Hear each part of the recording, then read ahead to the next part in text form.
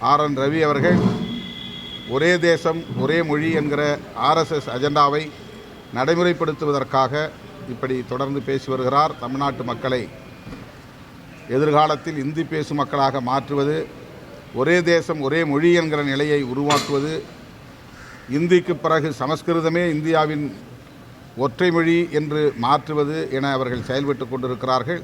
தமிழ்நாட்டு மக்கள் மிகவும் விவரமானவர்கள், விழிப்புணர்வு உள்ளவர்கள். ஆர்.என். ரவி போன்றவர்களின் மாய்மால பேச்சுக்கு ஒருபோதும் இவர்கள் இணங்க மாட்டார்கள், ஏமாற மாட்டார்கள்.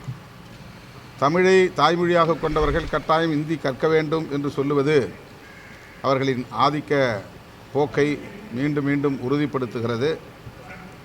இது எந்த வகையிலும் ஏற்புடையதல்ல.